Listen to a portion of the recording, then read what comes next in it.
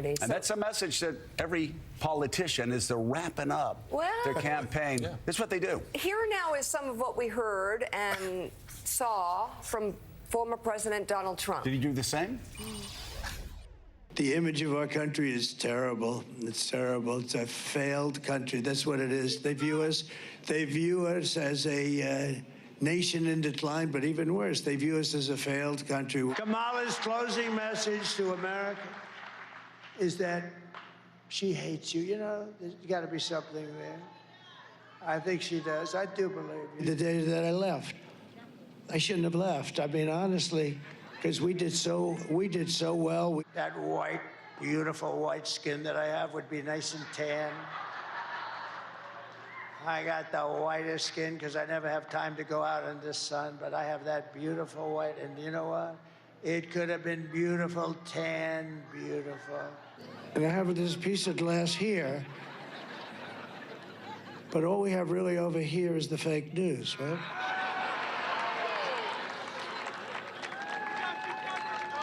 And to get me, somebody would have to shoot through the fake news. And I don't mind that so much, because I consider myself to be the father of fertilization. It's a very demonic party. I come in, and here's the problem. I said, oh, man, it's too low. I said, it's too low. So I had to go. In Lancaster, they found 2,600 ballots, all done in by the same hand. In other words, the same exact penmanship, the same hand, the same everything. Your team is very good. I would say the Greek is a seriously good player. Do you agree? And tell me, who has more Greek in him, the Greek or me? I think we have about the same. A little birdie told me that we're leading in New Jersey. What's that all about? We love New Jersey. And if you don't vote, you're stupid. You're stupid. You watch. It's going to be so good. It's going to be so much fun. It'll be nasty a little bit at times, and maybe at the beginning in particular, but it's going to be something. Speaking of nasty, did he really do that gesture? I don't know. Well, there's so many things. I mean, let's bring in along the gang. with Joe, Willie, and me, we have the host of Way Too Early, White House bureau chief at Politico, Jonathan Lemire, U.S. special correspondent for BBC News, Katty Kay, NBC News national affairs analyst and a partner and chief political columnist at Puck, John Hallman, and president of the National Action Network and host of MSNBC's Politics Nation, Reverend Al Sharpton. All right, so, Willie, there's so much to go over there. First of all, again, with Kamala Harris, she delivers the message that I think Americans want, which is let's come together. I'm going to be president for all Americans. And she's done this for quite some time. Donald Trump, I couldn't write down the notes quickly enough. First of all, he was asleep on his feet in one of those events. But he talked about America being horrible. He lied about, once again, spreading a big lie. He must be concerned about Pennsylvania. He keeps lying about Pennsylvania. He says he's the father of fertilization. I'm not exactly sure what that means. And then he did a graphic scene, like he was having oral sex. Oh my God! With the microphone, and some social media platforms actually would not play it because they said it was so obscene. And you look at that moment, and again, you hear these people running on radio stations content and saying that, oh, they're, he's going to save Christians. He's sent by Jesus. He's a Christian. Protector of women. He's a protector of women and all this. But all the lies were just stunning, and I don't know that I've ever seen as much contrast in a closing message, not just on energy and on vitality and on vigor, but also just the overall message of hope, optimism versus pessimism, grimness. And again, a calling 2 days after he called to have Liz Cheney shot by a firing squad, talking about how he wouldn't mind if the press got shot. Yeah, he said, I wouldn't mind that. If you'd have to shoot through the fake news to get to me, and he wouldn't have a problem with that. I think start with the superficial, which you touched on, which is this was, when Joe Biden was the candidate, a contrast that Donald Trump was young and vital. Watch those two sets of rallies and tell me which candidate is young and vital, who looks exhausted. And then the second and perhaps more important piece of it is you didn't hear one word in any of those rallies from Donald Trump about the people, about the people whose vote he wants. It's all about him. You know, it's so funny you said that, because there was one rally where he said, "Oh, all the seats are here, right? Everybody," and the cameraman panned around, and you saw all these empty seats. But I saw something else as he was talking about himself and his grievance. I saw people up in the stands with their arms like around empty seats and just kind of looking around.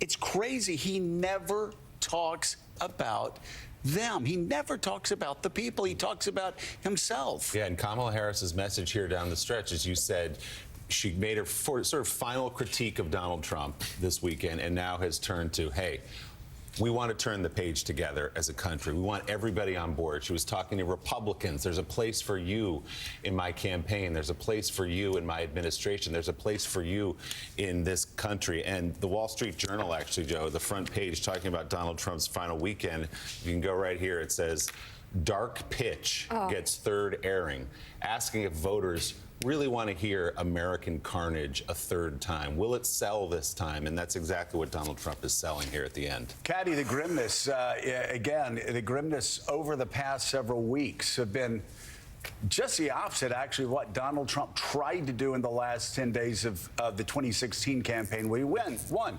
When you ask people, why did Donald Trump win? And they always say, well, after the Mueller letter, he bit his tongue. He stayed quiet. It was one of the only times he ever showed any discipline. And he finished quietly and got out of the way of the voters. Here, my gosh, if you go back over the past 2 weeks, you have Donald Trump talking about using the military, using the National Guard to go after Democrats and to arrest them.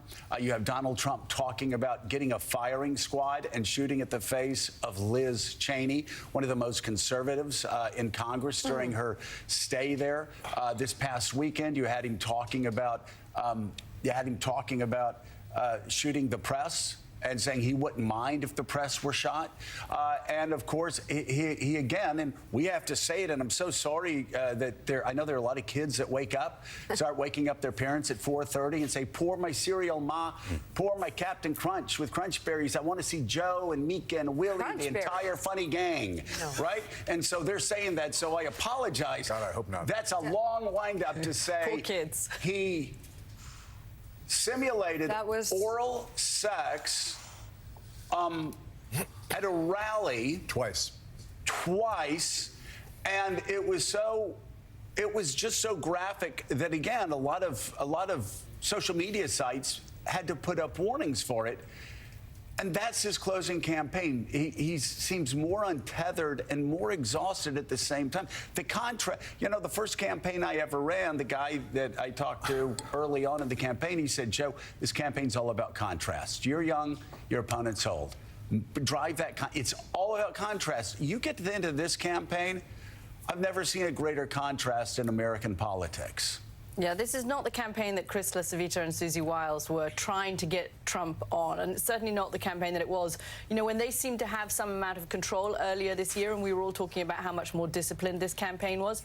I think the October surprise was Donald Trump deciding filters, what the hell, I'm just going to throw them away, and saying whatever he wanted. At that campaign with the famous microphone incident, he also said to the crowd, do you want to see me go backstage and bash some heads in over this? I mean, the violence of the rhetoric. And if Kamala Harris has the momentum now, and if we're going to speak to Ann Seltzer in a minute, if it looks like women are turning out in big numbers, this campaign will partly have been defined by Dobbs and all of the work and the stories that Mika's been airing all of last week, and how women are hearing those, but also by the nature of Donald Trump. When Donald Trump talks about violence like this, when he talks about beating up his stage hands because his microphone isn't working the way that he wants them to, that doesn't inspire a lot of women to think, oh, yeah, well, this is the guy we can trust with the nuclear codes and the keys to the Oval Office. Coming up is